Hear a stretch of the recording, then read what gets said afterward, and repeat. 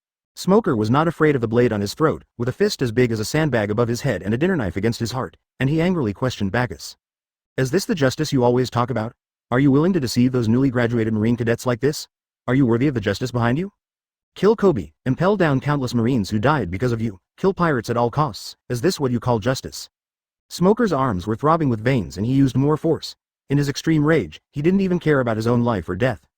Teacher Zephyr always talks about the world you mentioned. What are you doing now? Smoker almost roared these words, his chest heaving violently up and down, breathing heavily, waiting for Bacchus's reply. I'm doing what I'm supposed to do, and everything I do is to realize that world. Bacchus replied expressionlessly. Justice is not a term exclusive to Marine. Also, Kobe is not worthy of representing justice. Killing him is just because he is in my way. Bacchus leaned in and whispered in Smoker's ear.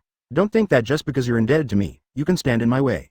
If you ever stand in my way, I will have no choice but to kill you.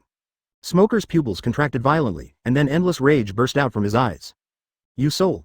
Before he could finish his words, Bacchus suddenly raised his knee and hit Smoker's abdomen with a bang. Smoker groaned and held his abdomen in pain. Let's go, it's time to get back to the ship. Bacchus and his group left, leaving Hina with her back wet with cold sweat and Smoker lying on the ground, and walked away. After a long while, Hina walked towards Smoker and asked in a trembling voice. No, are you okay, Smoker? That guy is the Rear Admiral of Hades, Bacchus. Ah, this B*****************. D. The setting sun lengthened the two people's disheveled figures, the rolling fiery clouds dyed the sunset glow, the evening breeze brushed the hair tips, and the darkness gradually swallowed up the remaining light. This B*********** D is even more B******** D than Sakazuki. Advertisement Chapter 87 What's Face? Naval Headquarters. Marineford. Marshal's office. A middle-aged man with a resolute face, wearing a white suit and a cloak of justice, sat on a chair, holding a newspaper and reading it carefully. The current Marine Marshal, Akainu Sakazuki. He had a cigar in his mouth, and a rose on his chest seemed to be made of blood. The scars on the right half of his body were shocking, and on a plaque behind him were written some big, strong and powerful characters. Absolute injustice. Between the lines, an aura of iron, blood and murder is felt. The auction is about to start. There are so many pirates, and only Ghost Spider and his vice admirals are definitely not enough. Akainu frowned. This is a great opportunity to wipe out the pirates. It's a pity that I am busy with the world recruitment plan and cannot get away, but that guy will definitely not miss this opportunity. Brew. The Den Mushi on the desk rang. Akainu answered the call, and an anxious voice came from the other end of the phone. Marshal Akainu. Several celestial dragons in Sabaody Archipelago claim to want to keep the pirates. They say that without these pirates, they will not be able to buy slaves in the future, so they ordered us. Akainu smiled disdainfully, with sporadic magma coming out of his fingers.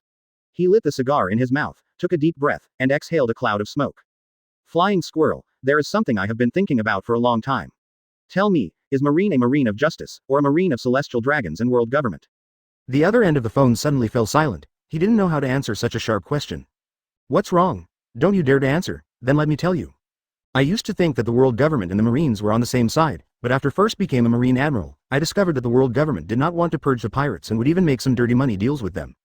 Does the Golden Emperor Guild Tessero know about this? The topic suddenly changed. Akainu said with a serious face and murderous intent.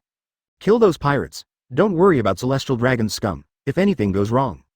I'll take care of it all. On the other end of the phone, Flying Squirrel looked at the pirates and several CP9s hiding behind the celestial dragons, and the concerns in his eyes slowly disappeared. Advertisement. In that case, Marshal Akainu, I understand. The Flying Squirrel hung up the phone, and the panic-stricken look on his face disappeared, replaced by a ruthless and decisive look. Don't think that just because you are celestial dragons, the Marine won't dare to take action. Clang. The sharp katana at the waist was unsheathed, covered with the pitch-black armament hockey. The corners of his mouth rose. Finally he didn't have to endure the bullshit of those idiots, the celestial dragons. Kill. Several celestial dragons with large bodies and noses shouted loudly when they saw the Marines surrounding them. We are the noble celestial dragons. You Marines are just our dogs. Kill them for me. They took out the golden pistols from their waists, pulled the triggers, and the CP9 members fought with the Marine. The Flying Squirrel led the charge. The celestial dragons were a little afraid of the Marine behind them at first, but inspired by the Flying Squirrel's actions, they shouted, drew their swords, and followed the Flying Squirrel's steps. The war is about to break out. Akainu tapped the cigar with his fingers, and the ashes fell into the ashtray. The wrinkles on his face, like ravines, stretched out and he felt happy. The cold and fragmented moonlight scattered from the window onto the table. The cold sea breeze blew, and the green plants on the desk swayed slightly. Unknowingly, the darkness swallowed up all the light, leaving only the bright moonlight, decorating the inky black night. Akainu saw that there were many dead branches and yellow leaves on the green plants, so he took out a pair of scissors and carefully trimmed them. Analyze the roll of this paragraph yaw lower half circle yaw. There is a fierce tiger in my heart, but I can still smell the roses. Suddenly, he focused his eyes on a dark corner and let out a low growl. Come out. A ghostly figure walked out of the darkness. His snow-white suit was incompatible with the surrounding darkness. He had an upright posture, a mask on his face, and a white dove standing on his shoulder. The 5 elders have issued a decree. They are not pleased with your actions in the Sabaody archipelago, so I will be the Marine Marshal, just get out of your position and let it go. The man took off his mask, revealing an angular face, cold eyes and expressionless expression. Oh, it turns out that the rat that was chased around by the world government is back. Those 5 old guys are really stupid. Advertisement, how is it? It feels bad to be in the sewer, right? But it's really strange now. Even a dirty rat dares to appear in front of Marine openly? That's great, Rob Lucci. Akainu sneered, biting the cigar in his mouth, exhaled a cloud of smoke, and retorted sarcastically, it was just a lost mouse that was found again. What did you say? Lucci's eyes widened, he clenched his fists, his aura rising steadily, and he stared at Akainu angrily. But he couldn't refute it because what he said was all true. What? Still want to do it? Akainu stood up, walked leisurely to the window and closed it. For a moment, the room became extremely dark. Is the Marine so great? Aren't you, the Marine Admiral, just a running dog of the world government? You keep talking about this bullshit justice, but what's the truth? You have the nerve to talk about hypocritical justice all day long. Marine doesn't deserve the word justice behind him. Akainu turned around suddenly, his face ferocious, like a mad dog. His figure flashed, and his tall and burly figure instantly enveloped Lucci. Say it again if you dare, hey hey. Lucci sneered, not afraid at all. He didn't believe that this mad dog dared to kill him. The 5 elders have something to say to you, mad dog. Lucci spread out his palms, and an old voice came from a Den Mushi. Akainu, we must give us an explanation for the Sabaody archipelago. Why are all the people in the CP9 department dead like those pirates? Didn't you hear the Celestial Dragon's orders? You're such a mad dog. You even dared to bite your master back? We didn't recommend you to be the Marine Marshal just to have you go against the world government. Put your position right, Marine, always be under the command of the world government. Akainu looked grim and took the Den Mushi and put it to his ear. Lucci sneered. What Marine Marshal? In the end, doesn't he still have to obey the 5 elders? Why don't you say anything? Sakazuki, how can we save our dignity if you do this? Akainu straightened his military cap, his eyes becoming increasingly cold. The temperature around him seemed to be rising continuously, a hot breath was blowing in his face, and the whole person was like a volcano about to erupt. He spoke slowly. What's the value of the 5 of you old guys' face? Chapter 88 The Disease of Justice. Alright, what did you say? The 5 elders flew into a rage upon hearing this, and Lucci gasped in horror as he looked at the sneering Akainu in front of him. What a mad dog. Akainu snorted coldly, a hint of madness revealed on his resolute face. In the past, Marine was indeed a running dog of the world government, but from this moment on, from the moment first become the Marine Marshal, I will never allow the Marines to serve the world government under the guise of false justice. The temperature seemed to be getting hotter and hotter. Lucci was sweating profusely. He took a step back involuntarily, and his body began to tremble slightly. Damn it, Sakazuki, don't forget that your Marine's funding is still in our hands. Without Bailey, your Marine will be left with nothing. Oh. Akainu smiled disdainfully. You want to maintain the balance of the ocean, right? Tell me, after I use the funds from the world recruitment plan, do you dare to directly mobilize all the Marines and start a world war? There was a sudden silence on the other end of the phone, leaving only the sound of heavy breathing. After a moment, the sound of gnashing teeth was heard. Are you threatening us? Believe it or not, we will disband the Marine. The Marine is under the jurisdiction of the world government. Akainu seemed to have thought of something, and the corners of his mouth slowly rose, but his smile was a little stiff, perhaps because he hadn't smiled for too long.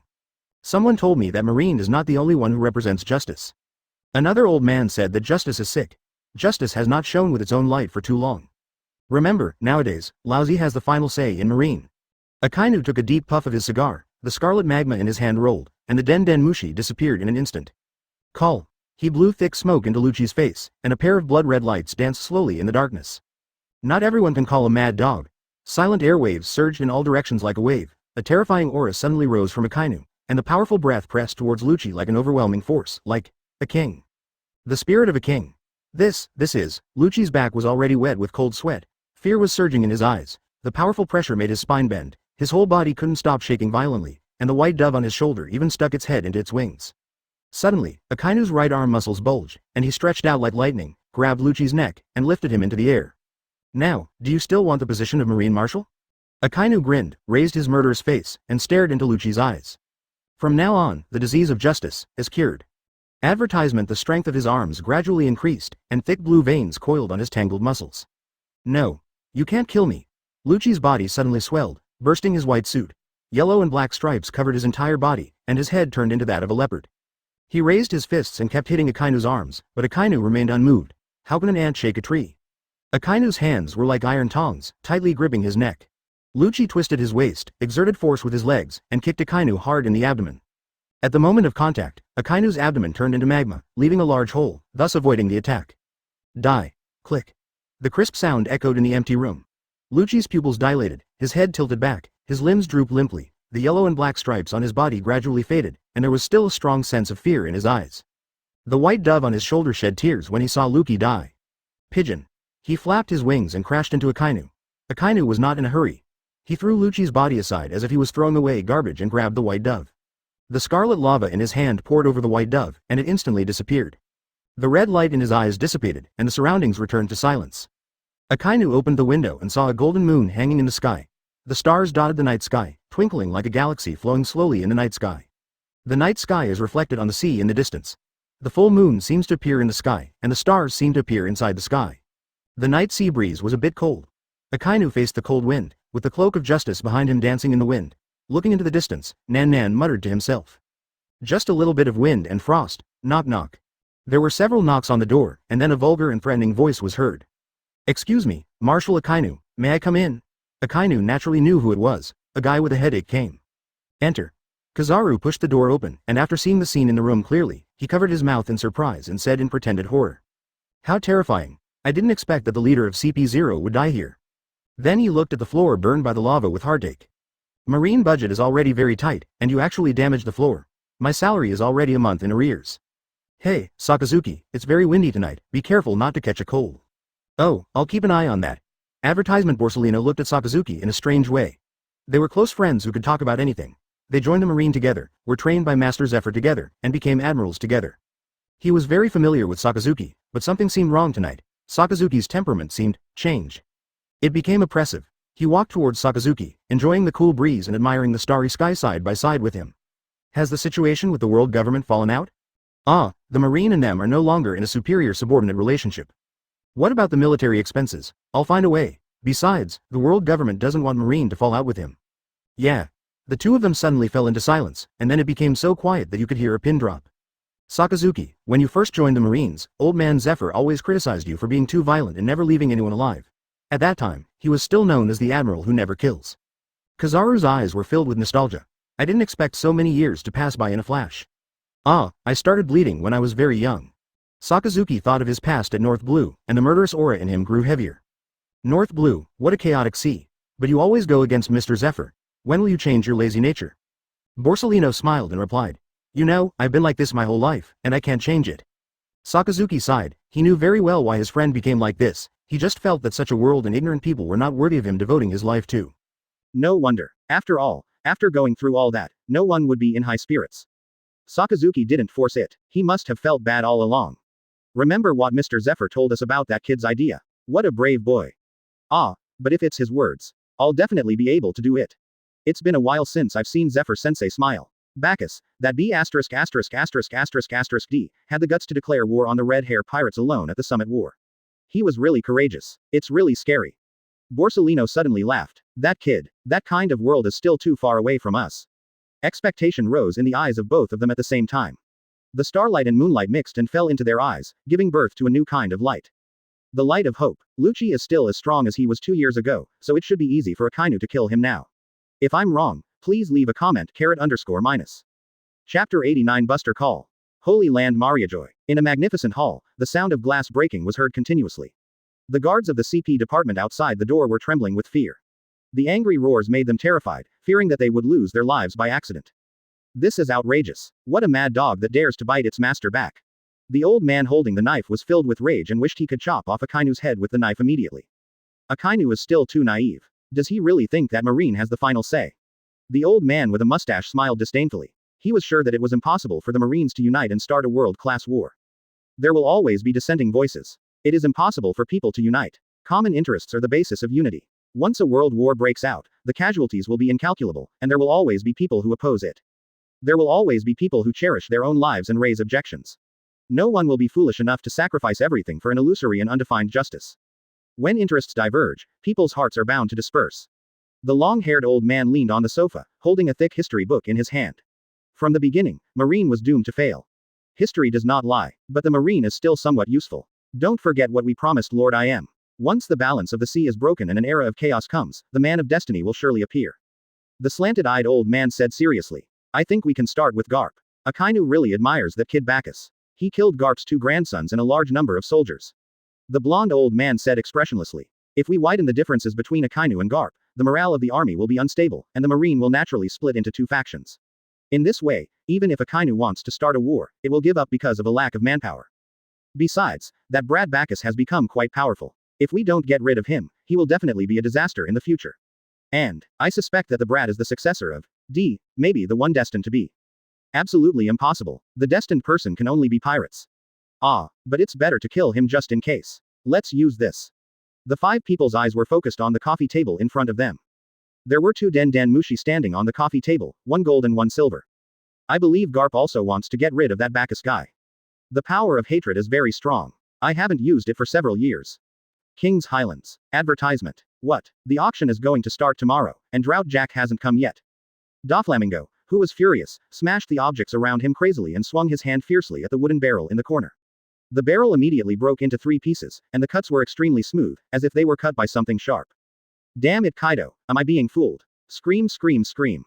Suddenly, Doflamingo covered his forehead and burst into laughter again. There was hysterical madness in his powerful laughter, and his eyes under the sunglasses were full of viciousness. He is Don Quixote Doflamingo.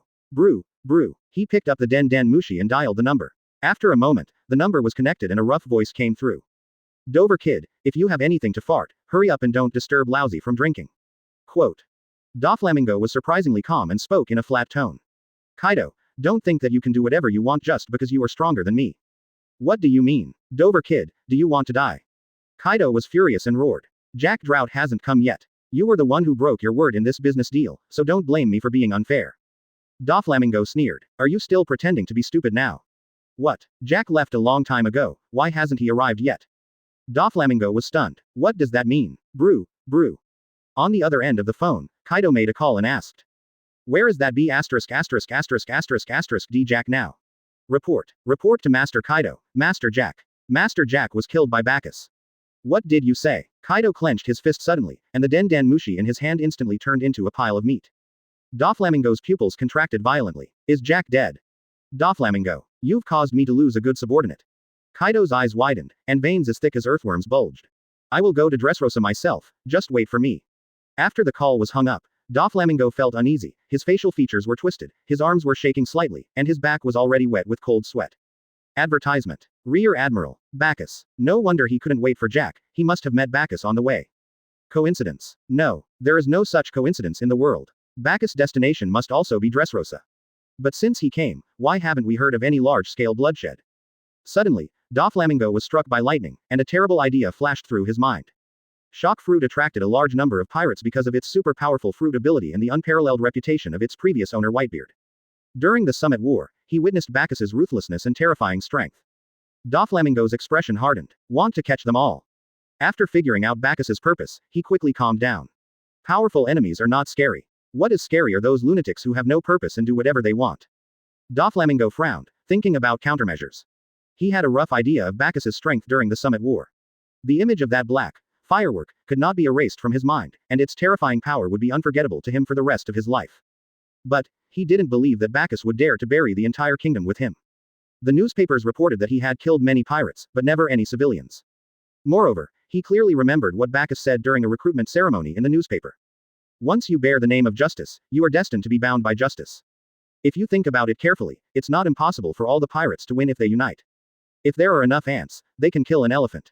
Even if he cannot win, Bacchus will have to pay a huge price to kill all the pirates. By then, Kaido will also arrive. Dressrosa is all his hard work. How could he give up so easily?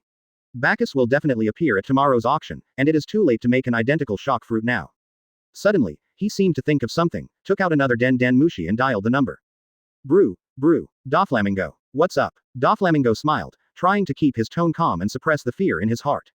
Right, I want to invite you to Dressrosa. Chapter 90 Excessive Request. On a busy street, a little girl was crying loudly. Her sharp cries were drowned out by the noisy crowd. Pedestrians passed by her without paying any attention, and some even had looks of disgust on their faces. Among the endless stream of people, a tall middle-aged man in lavender kimono walked slowly towards the little girl with a cane in his hand. He had short black hair, a beard around his mouth, his eyes were closed, and there was an X-shaped scar on the left side of his forehead. The strange thing is that even with his eyes closed, he could still walk towards the little girl accurately, and even avoid oncoming pedestrians and obstacles on the road. What's wrong? Are you lost? He bent down, gently rubbed the little girl's head, and whispered softly. I can't find my mom. The little girl suddenly felt the uncle's kindness, wiped her tears and spoke with a sob. At a corner not far away, a mature beauty with bronze skin, wearing a Madara dotted dress and a flower on her head, was secretly watching the scene. Don Quixote family cadre, Violet. This man has such a strong sense of justice and great power. Can we ask him for help to save this country? She followed this middle-aged man all the way. He saved many people along the way and had super strong strength. However, once she rescued him, he would be trapped in this Uzumaki and his life might be in danger. But this is the only hope she has seen in all these years. Before she could think about it, the middle-aged man led the little girl away. Violet came to her senses and hurriedly followed him. Hey, Smoker, what is this woman doing sneaking around with this blind old man? Behind Violet, Smoker and Hina followed closely behind her, and Hina asked in confusion. They were shopping and saw this woman acting suspiciously. After discovering that he was following a blind man, they became suspicious and followed him out of curiosity. I don't know, but what if she wants to do something bad to the blind man? Let's see what she is going to do first. The two finished their exchange and then followed Violet. Who would have thought that 3 groups of people were following each other on the same street? Thank you, uncle. What is your name? The little girl held her mother's hand and bowed to the middle-aged man to express her gratitude. You're welcome. It's just a coincidence. By the way, my name is Yishao. The girl's mother was very grateful, with tears still hanging from her eyes. She took out a bag of Bailey's and asked someone to accept it with a smile. He smiled and waved his hand, not accepting it, but just asking. Is there a casino nearby? Advertisement. Some. The girl's mother pointed in a direction, smiled, looked in the direction she pointed, and nodded. The mother was very surprised that the blind man in front of her seemed to be able to see. Yishao followed the instructions and walked into a magnificent casino. Of course, the 3 people behind him followed closely. Hey, boss, there's a blind man. A thin man patted a tall man next to him and nodded at the blind man who had just entered. Really? Let's go and rip him off. The tall man walked towards Yishao and greeted him warmly. Hey, sir, wanna make a bet? Oh, that's exactly what I meant. Then, Yishao followed the tall man to a casino. He exchanged the only remaining Bailey on him for some chips and sat at the gambling table. The tall man curled his lips when he saw that the blind man had only a little Bailey. He didn't expect that he was a poor old man. But what happened next surprised him. There was a mountain of chips piled in front of Yishao. Although he couldn't see them, he seemed to be able to accurately predict the size of the dice. Seeing that he guessed so accurately, many people followed his lead and made a lot of money. Hey, you old man. Are you cheating? How else can you win every time? The tall man roared angrily and winked at everyone behind him. A group of people holding steel pipes or long knives surrounded Yishao. I will never do these things. Yishao scratched his head embarrassedly, not panicking at all, as if he didn't realize that he was in danger. The people around him left one after another, otherwise they would be involved in gossip, even though this man helped them win a lot of Baileys. Anyone who cheats will have their hands and feet chopped off. The tall man waved his hand, and a man holding a long knife chopped down fiercely at Yishao. Alas, Yishao suddenly sighed, not knowing whether he was lamenting the fickleness of the world or the change of human nature. He opened his eyes, which were filled with whites, and felt fortunate that he could not see this dirty world. He pulled out the front part of the cane, revealing the sharp blade. Suddenly, he seemed to realize something, and put the blade back in, quietly waiting for something. Advertisement. Armed white fist. Clang. There was a sound of metal colliding, and a fist covered in pitch-black armament hockey, with a long trail of smoke behind it, knocked the falling blade away and hit the man with the knife in the face. Blood splattered all over the place and the man with the knife fell backwards to the ground, unconscious. Don't bully me, you be asterisk asterisk asterisk asterisk asterisk D. Smoker was holding a cigar, with smoke coming out of his right arm, and he was looking at everyone fiercely. Hina, I'll leave that woman to you. Don't let her get away. No problem, but why did you steal all the limelight? Hina is very angry. Behind her, Hina's right hand turned into a pitch-black fence, imprisoning a woman who still had her charm. Let me go. Violet struggled continuously but was unable to break free, her eyes never leaving Yishao. At the same time, Smoker brandished the sea-stone weapon in his hand, knocking out all the people surrounding Yishao.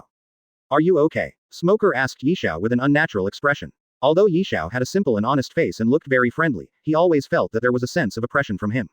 Moreover, he had followed him all the way but he didn't bump into anything. He was a blind man. Even if he hadn't taken action just now, he wouldn't have been in any danger.